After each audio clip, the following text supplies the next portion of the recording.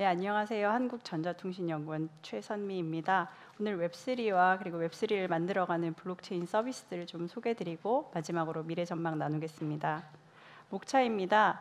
웹3를 많은 곳에서 개념들 들으셨으리라고 생각합니다. 오늘 저는 우리가 어디까지 와 있고 또 변화는 왜 해야 하는지 그리고 웹3의 지향점이 어디인지 좀 설명드리고자 합니다. 두 번째 블록체인 서비스입니다. 서비스는 디파이나 NFT나 DAO로 웹3 설명을 많이 들으셨을 것 같은데 오늘은 조금 다른 관점에서 여러 가지 것들을 소개해 드리려고 합니다.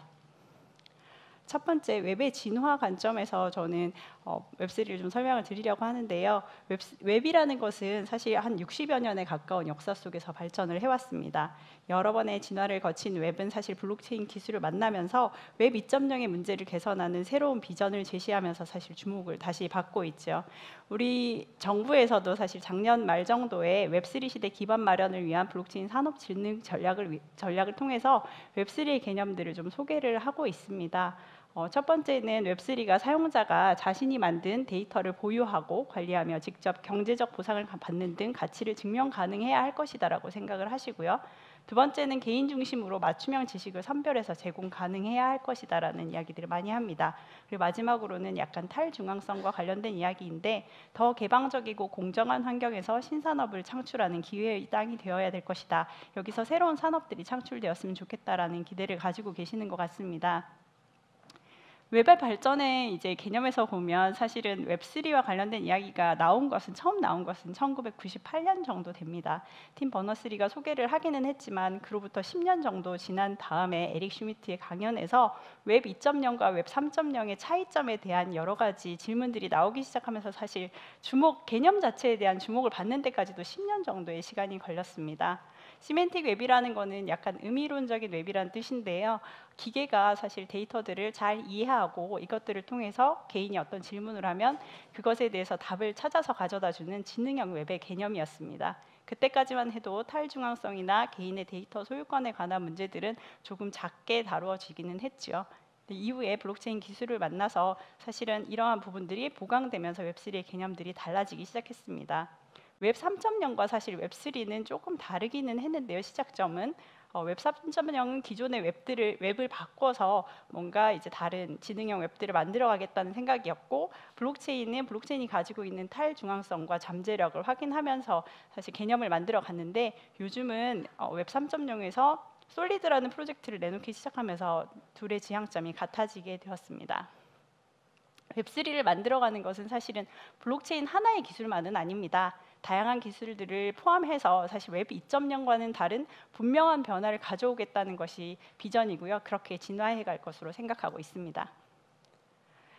웹3의 개념은 다양한 관점에서 사실은 비교해서 보실 수가 있어요. 근데 세 개 앞에서 말씀드린 걸로 이제 말씀을 드려보면 웹3는 세 가지 특징은 가지고 있어야 합니다. 우선 그러니까 맞춤형으로 정보를 제공해야 한다는 점이고요. 두 번째는 탈중앙화된 공정한 인터넷을 만들어야 된다는 점. 세 번째는 거기 안에 있는 데이터에 대한 사용자 제어권을 주고 그것을 통해서 보상이 돌아오는 그런 웹을 만들겠다는 비전이 있죠. 그럼 웹 2.0과 어떤 면에서 다른지 지금은 산업적인 관점에서 조금 더 설명을 드려보려고 합니다.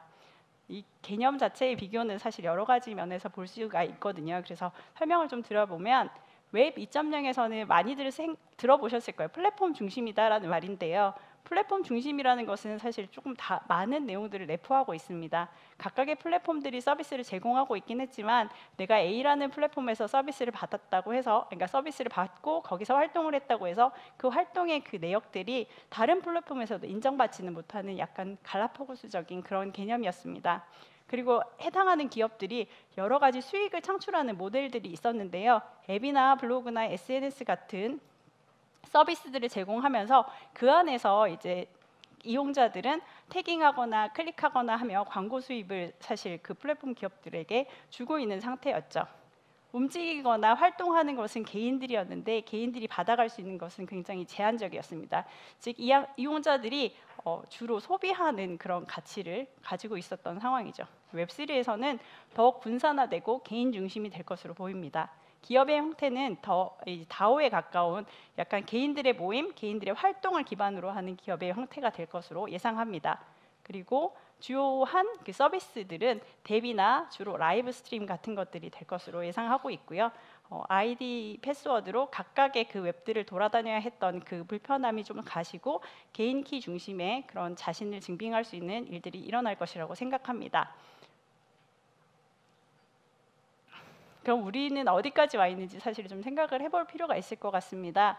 웹3라고 하면 사실 바로 가까이까지 와 있다고 생각하시는 분들이 많은데 제가 바라볼 때는 웹3는 이런 변화 자체가, 이 구조적인 변화 자체가 기존의 기다란 어떤 역사 속에서 변화해 왔거든요. 그래서 중앙화와 분산화를 거듭하면서 이렇게 왔다 갔다 하기는 하는데 사실 커다란 계기가 있어야 됩니다. 어떤 킬러 앱 같은 것들이 있어야지 이런 변화들이 일어나거든요. 최근의 움직임은 사실 클라우드 컴퓨팅 쪽으로 약간 중앙화되어 있는 구조가 현재 우리가 서 있는 자리라고 생각하시면 될 것 같습니다.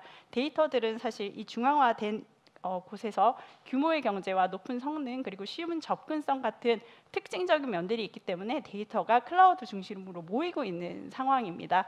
그리고 그 챗GPT 같은 초거대 AI들이 다 나오기 시작하면서부터는 그런 데이터의 집중화 현상이 더욱 가속화되고 있는 것으로 보입니다. 그러면 우리는 웹3 자체가 분산화된 웹을 생각하고 있잖아요. 그러면 왜 그리로 가야 할 것인가 생각해 볼 필요가 있습니다. 웹 2.0은 근본적으로 몇 가지 문제점들을 가지고 있는데 그 문제점들을 그대로 두면 더 심화될 가능성이 있어서 개선을 위해서라도 변화가 필요하다라고 사실 클라우드 컴퓨팅 사업자들마저도 그렇게 느끼고 있는 것으로 판단하고 있습니다. 그래서 탈중앙화와 데이터 주권은 보다 개인에게 돌려주고 더 안전한 데이터 교환이 가능한 상황으로 변화하기 위해서 준비하는 시기이지 당장 우리가 웹3의 어떤 한가운데 있는 것은 아니라는 점을 말씀드리고 싶습니다. 그러면 어떤 것들을 변화시키기 위해서 우리는 웹3를 향해서 가야 하는가 조금 더 깊이 있게 들어가 보도록 하겠습니다. 우선 여러 가지 문제점들이 있겠지만 5가지 정도 이야기해 보겠습니다. 첫 번째는 플랫폼 독점입니다. 아까도 말씀드린 바대로 여러 개의 플랫폼들이 있는데요. 개발자들 입장에서도 하나의 플랫폼에서 활동하고 나면 다른 플랫폼에서 그 개발 활동을 계속 이어가기가 쉽지가 않습니다. 이용자 입장에서도 하나의 플랫폼에서는 굉장히 전문가 역할을 하면서 사실은 리뷰도 쓰고 이렇게 여러 가지 활동들을 할 수 있지만 다른 곳에서 그렇게 하기도 어렵죠. 사업의 관점에서 보면 사실 플랫폼 안에서의 지배자는 플랫폼 사업자가 되거든요. 그래서 이 안에서 시장 지배력 남용에 따른 여러 가지 경쟁자의 이제 활동들이 있었습니다. 두 번째는 알고리즘 편향입니다. 웹 2.0에서는 이제 데이터 자체가 약간 편향적인 것들이 있더라도 그냥 소비가 되게끔 되어 있거든요. 최근에는 AI와 알고리즘을 굉장히 많이 사용하고 계시죠. 그러니까 사용하게 되는 데이터들이 편향성을 가지게 되면 그 결과물도 편향되게 되어 있습니다.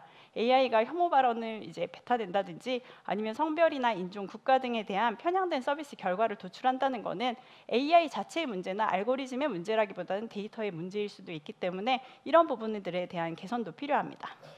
개인정보 침해도 큰 문제입니다. 웹 2.0의 사업 구조 자체가 사실은 이제 광고를 통해서 수익을 창출하는 개념이거든요. 그래서 표적 광고 등을 통한 이제 데이터 추적이 개인의 동의 없이 이루어지는 경우가 많습니다. 그런데 개인정보에 대한 어떤 보호 활동들은 강화되고 있는 추세이기 때문에 전방위적으로 어떤 이제 여러 가지 문제 제기들에 직면하고 있는 상황입니다. 네 번째는 데이터의 신뢰 하락입니다. 웹 2.0은 정보를 확인하지 않습니다. 누가 생산했고 누가 전송하는지 정확히 확인하지 않기 때문에 사실은 이 데이터들에 대해서 완전히 신뢰하기가 어렵습니다. 블록체인의 가장 좋은 장점 중에 하나가 위변조를 방지하는 거잖아요. 근데 위변조가 되었다 해도 우리가 알 수가 없습니다. 유튜브에서 굉장히 좋은 활동을 하신 분들이 있는데 페이스북 활동은 하지 않는 겁니다. 그 해당하는 컨텐츠들 카피해서 페이스북에 올면 누구 것인지 알 수가 없는 경우들도 있거든요. 데이터 자체의 신뢰 하락도 큰 문제입니다. 마지막 문제는 보안 문제의 심화입니다. 중앙에다가 중앙 서버에 데이터들을 모으기 때문에 해당하는 서비스 이제 해당하는 부문이 단일 실패 지점으로 이제 작동할 수가 있습니다. 여러 가지 랜섬웨어 공격이나 사이버 침해 활동 등에 따라서 해당하는 부분이 먹게 되면 그게 전체적인 이제 영향으로 번지는 수가 있거든요. 디지털화가 심화될수록 이러한 문제는 경제 사회 전반에 미치는 영향이 커질 것이기 때문에 보다 안정적인 네트워크 확보를 위한 어떤 수요가 발생하게 됩니다. 그래서 웹3를 바라시는 분들의 여러 가지 변화의 방향들을 요청하시는데 그게 딱 하나인 것은 아닙니다. 어떤 분은 데이터를 소유하고 싶으시기도 하고 어떤 분은 신원을 잘 관리하고 싶으시기도 하고요. 어떤 사람은 네트워크를 안정적으로 분산화되게 유지하고 싶으시기도 하시겠죠. 지속 가능성에 대한 요구도 있으실 수 있고 데이터가 더 신뢰할 수 있었으면 좋겠다는 마음도 있으실 겁니다. 더 개방적이었으면 좋겠다는 분도 계시겠지만 개인정보 보호가 더 잘 됐으면 좋겠다고 생각하시는 분들도 있으실 거예요. 이런 것들을 서비스로 구현해내기 시작하는 것이 사실은 웹3 서비스라고 할 수 있습니다. 디지털 신원으로 구현할 수도 있을 거고요. 어떤 서비스를 내놓을 때 프라이버시 우선 정책을 적용해서 내놓으실 수도 있을 겁니다. 시스템 복원력을 훨씬 공고히 하기 위해서 어떤 분산화된 서비스들을 내놓으실 수도 있고요. 보안을 강화하시거나 혹은 아까 뭐 STO나 이런 것들을 통해서 더 재산권이나 소유권을 강화할 수도 있을 겁니다. 디지털 자산으로 만들 수 있는 것들도 많아질 수 있고 새로운 산업들을 생각해내실 수도 있을 거라고 생각합니다.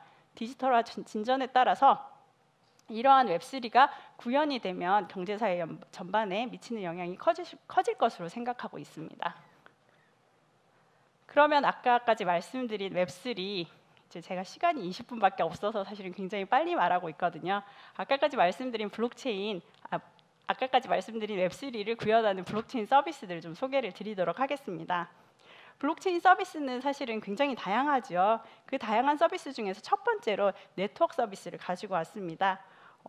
네트워크 서비스라고 하면 어떤 거리 안에서 이제 장치들 간에 적당한 속도로 사실은 네트워크 컴퓨팅 자원 같은 것들을 공유하면서 자원을 공유해서 연결하는 어떤 데이터 통신 규약이라고 생각하시면 되거든요. 뭔가 뭐 파이프라인을 깔거나 그런 내용은 아닙니다. 그러면 네트워크는 현재 어떤 모습인가? 약간 중앙 집중식이고 아까 말씀드린 대로 전송할 때 확인하지 않기 때문에 데이터의 신뢰가 부재하고 또 중앙에 계속 모아야 되는데 최근 몇 년 동안 인간이 생산해낸 데이터의 양이 지난 500년간 생산한 것보다 훨씬 많다고 하더라고요. 데이터가 많아지면 계속 서버를 증설해야 하는가? 사실 그거 너무 힘든 일이거든요.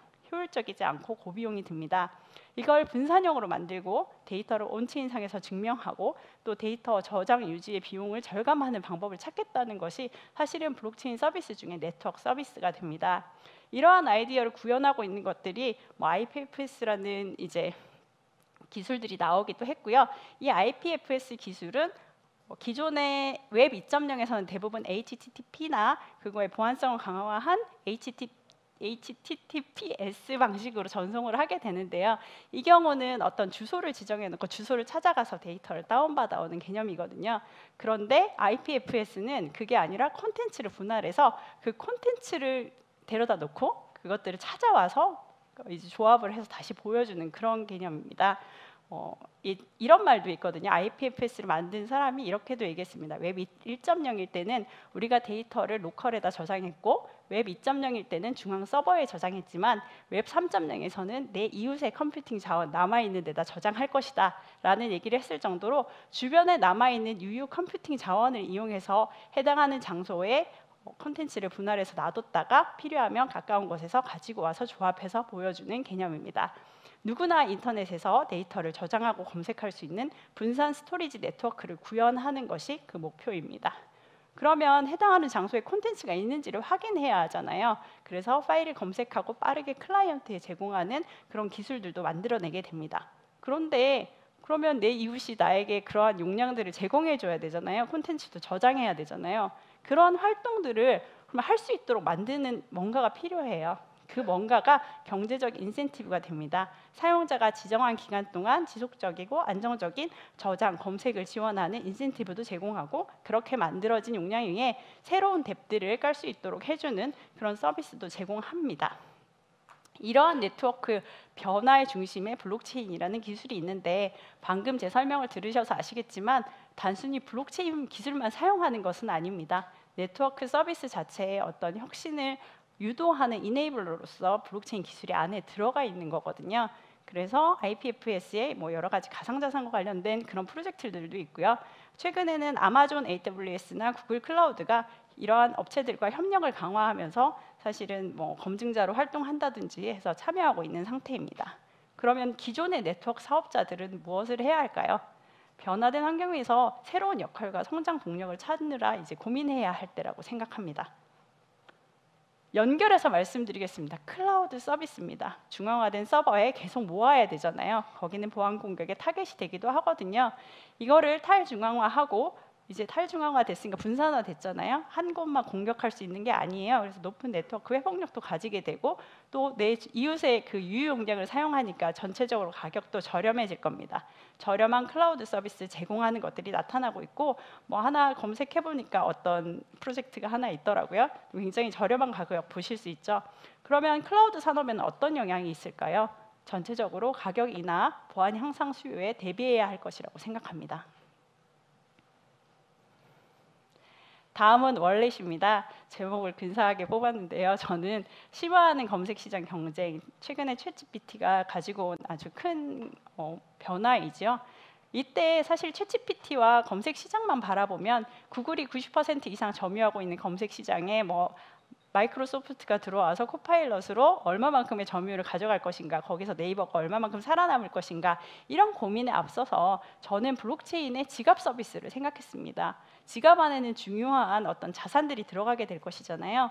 자산과 관련한 검색의 첫 번째 출구가 될 수 있습니다. 그래서 개인적으로는 스테이터스 같은 모델들 보시면 아시겠지만 메시징 기능도 가지고 있거든요. AI와 접목해서 개인 고객 및 스트리밍 서비스와의 접점 가능할 것이라고 생각합니다. 그래서 통합 커뮤니케이션 포털로 나가는 어떤 관문으로서 역할도 가능하지 않을까 생각하고 있습니다.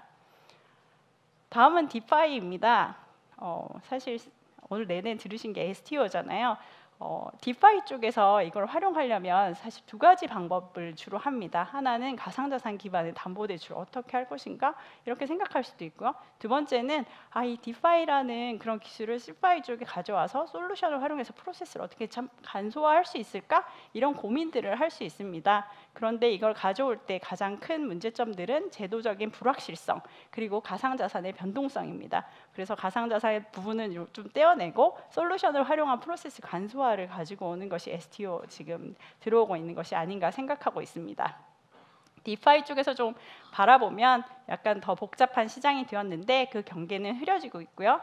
다만 디파이 쪽에서만 설명을 드려보면 이 가상자산 관련된 부분들은 거버넌스 자체도 이제 블록체인 기반으로 운용을 하고 있거든요. 거버넌스의 투명성에 관련된 이슈들이 아직 있습니다.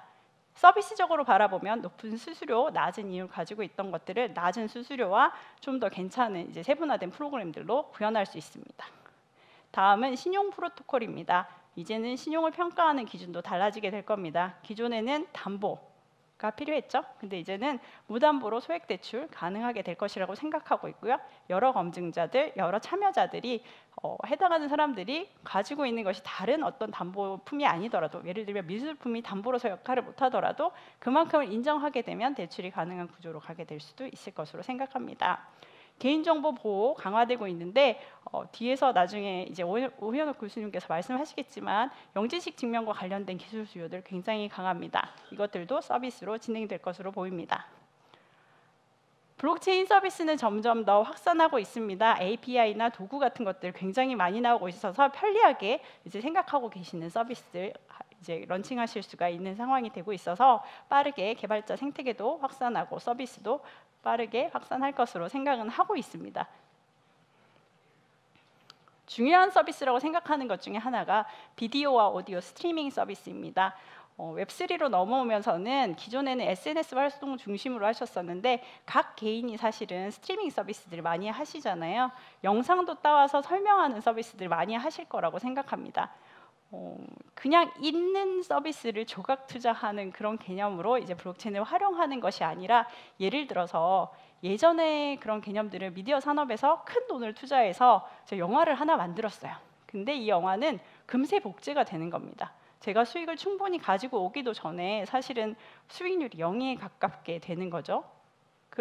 그렇게 되지 않고 이것을 이제 추적 가능하게끔 만들어서 그 다음에 쓰고 재판매에 따르는 그런 수익들도 충분히 나눌 수 있게 해주는 그런 크리에이터 기반 경제 블록체인으로 이뤄가는 그런 프로젝트들도 많이 나타나고 있습니다. 뭐 로열티나 수익 공유, 지불 제공 같은 것들을 즉각적으로 같이 제공해 준다든지 아니면은 커다란 어떤 유튜브 같은 데 의지하지 않고도 콘텐츠 전달할 수 있는 인프라를 제공한다든지 하는 내용들도 그러니까 서비스로 제공이 되고 있습니다. 마지막으로 마지막은 아닌 것 같은데요. AI와 융합하는 것들도 좀 생각해 보실 수 있을 것 같습니다. AI 쪽에서는 사실 세 가지 중요하다는 이야기가 있거든요. 하나는 컴퓨팅, 하나는 알고리즘, 마지막으로는 데이터입니다.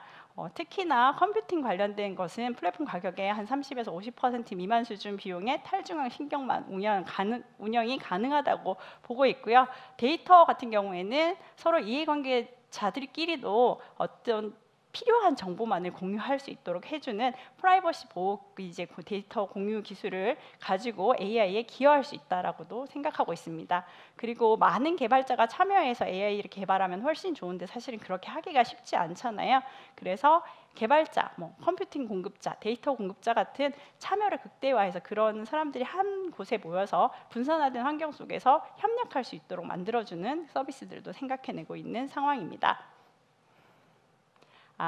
NFT랑 뒤에 아마 다오가 남아있는 것 같습니다. 다오는 이 다음 시간에 아마 설명을 드리실 것 같으니까 NFT도 아마 있을 것 같은데요. 간단하게 말씀드리면 기존의 NFT, 아트 표현이나 이런 띠부띠부실 이런 제한된 논의들 많이 일어났었는데요. 굉장히 광범위하게 사용이 될 수가 있습니다. 데이터 인증이 필요한 많은 분야 활용성이 강화될 것으로 생각합니다. 가장 두드러지게 눈에 보이는 것은 공급망 부분이고요. 어떻게 활용할지 고민하는 시간들 계속될 것으로 생각합니다. 다오는 일과 협업에 관한 새로운 정의들을 내리고 있죠. 다양한 목적과 수단을 활용해서 디지털 협업을 촉진하는 방법으로 사용이 될 것으로 생각합니다. 기존의 다오는 자금 조달 등에 활용되는 선에서 이야기가 되었지만 앞으로는 교육 프로그램 제공이나 벤처 투자, 수집품을 집합 구매하는 것은 최근에 많이 이제 뉴스를 통해서 보셨을 것이고요. 온라인 마켓플레이스, 개인 간 협업을 장려한다든지 다양한 분야에 활용될 것으로 생각합니다. 마지막으로 미래 전망입니다. 제가 미래 전망이라는 말로 이렇게 정리를 했지만 저희 이제 트리에서 기술 정책 연구를 하면서 올해 관심 있게 지켜보려고 하는 내용들 중에 하나입니다. 우선은 기술적으로는 상호 운용성이나 확장성 연구 개발이 계속 확대될 것으로 생각을 하고 있고요. 어떻게 진행되는지 팔로우할 생각입니다. 그리고 표준화 논의도 계속 진전될 것이기 때문에 표준화 논의가 진전되는 것은 사실은 훨씬 더 넓은 영역의 이 기술을 활용하기 위한 기본적인 준비가 됩니다. 파급력을 확대해 갈 것으로 생각하고 있고요. 두 번째는 법제도 정비 계속해서 이루어질 것으로 생각합니다. STO 건에서 보시다시피 아직 모호한 것들이 굉장히 많잖아요. 이런 것들을 하나씩 챙겨가며 제도화 논의가 본격적으로 추진될 것으로 보고 있고요. 소비자 보호 방안 마련 당연히 마련될 것이라고 생각을 하고 있습니다. 앞으로의 산업 육성이 본격화될 예정입니다. 기반 기술들 계속 혁신하고 있는데 특히 올해 관심 있게 보는 것은 영지식 증명과 같은 프라이버시 보호 기술 수요의 확대입니다. 두 번째는 AI 기술을 포함한 혁신 기술과 결합하면서 여러 가지 응용 분야들을 확장해가는 이 시장입니다. 여기 세 개까지는 사실 올해 연구 이슈 같은 것들이고요. 네 번째부터는 우리가 뭘 준비해야 하나 하는 것들에 관한 이야기입니다. 사실 거버넌스 관련 이슈가 올해 중점적으로 좀 다루어져야 하지 않을까 생각하고 있습니다. 개인화와 참여 기반 경제에 관한 관심이 확대되고 있기 때문에 많은 부분에서 다오가 활용되는 경우가 있습니다. 그런데 이 다오 자체가 법적인 성질이 불분명해요. 그리고 이 책임 있는 활용이 굉장히 중요합니다. 그래서 균형 있고 책임 있는 거버넌스 확보에 이 다오 같은 개념들이 활용될 수 있도록 지켜봐야 할 상황이라고 생각합니다. 다섯 번째는 이 블록체인 활용 범위가 이제 더 이상 산업적인 부분에만 국한되지는 않는다는 겁니다. 기존에도 공공 쪽에서 많이 활용되긴 했지만 우리 예상을 넘어가는 곳에도 활용이 될 것으로 예상이 됩니다. 글로벌 영역에서 기후변화나 글로벌 공급망 제공 그리고 우리 인류의 주요한 데이터들이 중앙화된 데이터 서버에 저장이 되면 사실 빠른 속도로 없어질 수밖에 없어요. 그 데이터가 늘어나는 속도만큼 서버를 증설할 수가 없기 때문입니다. 그래서 분산된 환경에서 이제 데이터를 저장할 수 있는 그런 인류의 역사 같은 것들을 저장할 수 있는 공적 영역의 활용이 확산될 것으로 예상이 됩니다. 에너지 관련된 부분들은 당연히 이제 올해 논의가 지속될 것으로 보고요. 마지막으로는 사이버 보안의 정비 강화입니다. 데이터가 자유롭게 흘러야 좋기는 한데 개인의 프라이버시는 또 보장을 해줘야 되잖아요. 두 개는 상충되는 개념이라서 어떻게 활용할지 고민 많이 하실 것으로 생각합니다. 그런데 이러한 데이터가 자유롭게 흐를 수 있도록 만들어주는 기반 기술로서 블록체인의 중요성 강화될 것으로 생각하고 있습니다. 그리고 AI, IoT 같은 다른 서비스들과 연결하고 여러 곳에 활용하기 위해서는 외부 서버와의 연동 등에 필요한 추가적인 어떤 보안 정비 사항들이 필요합니다. 이런 것들도 수요가 높아질 것으로 생각하고 있습니다. 데이터의 보안성 확보를 위한 기저 기술로서 블록체인의 활용성 굉장히 커질 것으로 생각합니다. 감사합니다. 예, 감사합니다. 시간상 이제 제가 질문 하나만 하도록 하겠습니다. 맨 마지막 슬라이드에 보면 이제 이 데이터의 보안성 강화라는 차원에서 이 블록체인 기술 그리고 웹3의 미래 어떤 서비스 가장 좀 효율적인 어떤 미래의 어떤 그 서비스가 될 것 같다 이렇게 말씀을 해주셨는데요. 실제 그런 것 같습니다. 이게 자기 주권을 뭐 보장을 한다든지 아니면 데이터 유통 플랫폼을 블록체인 기반으로 한다든지 굉장히 사실은 여러 그 가능성을 언급이 되었는데 실제 지금 우리 이제 정책 그리고 미래를 연구를 하는 그런 그 애투리의 연구원 입장에서 한 몇 년 정도 아주 그 유치한 질문인데요. 한 어느 정도 시간이 더 걸려야 우리가 일반 IT 업체 우리 일반인이 그런 어떤 서비스를 시장에서 볼 수 있을까요? 일단 뭐 연도를 얘기해야 하니까 말을 하지 않을 수도 없을 것 같은 제 점쟁이가 아니라서 사실은 말하기 굉장히 곤란한 질문이긴 한데요.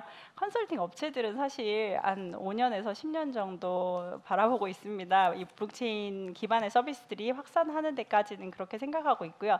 다만 이제 웹3라는 관점에서 조금 말씀을 드리면 제가 웹3 세 가지 기억해 달라고 말씀드렸을 거예요.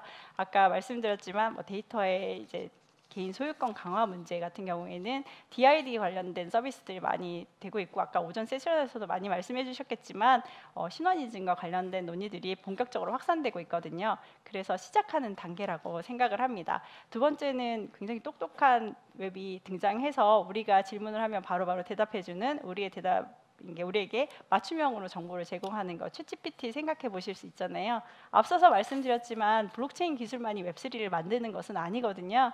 챗GPT로 인해서 순식간에 대중화된 경향이 있습니다. 탈중앙화와 관련돼서 조금 더 설명을 드리면 사실은 웹이라는 것이 한 가지 방향으로 가는 경우는 없습니다. 탈중앙화와 중앙화는 계속 공존하게 될 것으로 예상이 되고 있습니다. 예, 감사합니다. 좋은 발표해 주신 우리 애트리의 최선미 박사님께 큰 박수 부탁드립니다. 다음 발표는